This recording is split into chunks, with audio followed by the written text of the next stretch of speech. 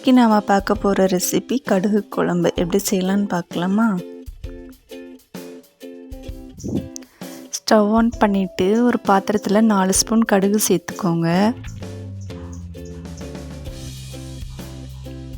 கடுகோட colour மாற வரைக்கும் நல்லா வறுத்து எடுத்துக்கோங்க. கடுகு நல்லா வெடித்து வரணும்.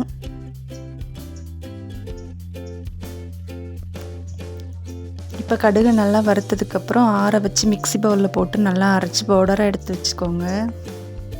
இப்போ அதே பாத்திரத்தில் தேவையான அளவு நல்லெண்ணெய் சேர்த்துக்கோங்க. 1/2 ஸ்பூன் கடுகு சேர்த்துக்கோங்க. கடுகு உடஞ்சதுக்கப்புறம் 1/2 ஸ்பூன் வெந்தயம் சேர்த்துக்கோங்க.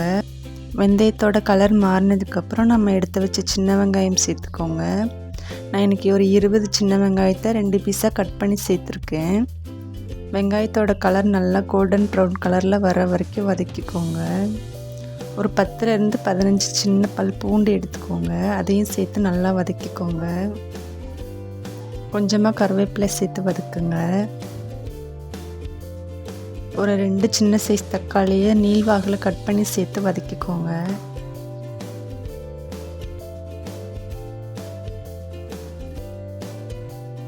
கொஞ்சமாக உப்பு சேர்த்து வதக்குங்க. தக்காளி சீக்கிரமாக வதங்கிடும். தக்காளி நல்லா வதங்கினதுக்கப்புறம் 1/2 ஸ்பூன் மஞ்சள் தூள், 1 ஸ்பூன் மிளகாய்த்தூள், 1/2 ஸ்பூன் காஷ்மீரி மிளகாய்த்தூள், நம்ம வீட்டிலேயே அரைச்ச குழம்பு பொடி 1 ஸ்பூன் சேர்த்துக்கோங்க. இதோட பச்சை வாசனை போகிற வரைக்கும் நல்லா வதக்கி விடுங்க. ஒரு 3 நிமிஷம் வரைக்கும்.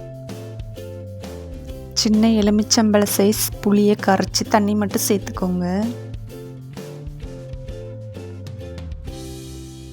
இப்போ இது கூடவே குழம்புக்கு தேவையான 1 டம்ளர் தண்ணி சேர்த்துக்கோங்க. குழம்புக்கு தேவையான உப்பு கொஞ்சம் சேர்த்துக்கோங்க. இப்போ ஒரு 10 நிமிஷம் சிம்லையே கொதிக்க விடுங்க.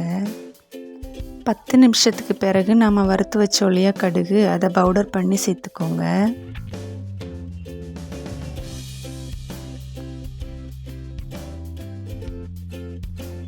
இப்போ இந்த கடுகு பொடியை சேர்த்துட்டு ஒரு 3 நிமிஷம் சிம்லையே வச்சு கொதிக்க விடுங்க.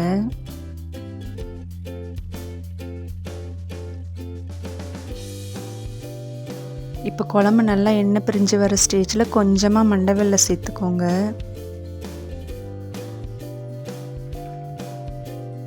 இப்போ குழம்பு நல்லா எண்ணெய் பிரிஞ்சு ரெடி ஆயிடுச்சு.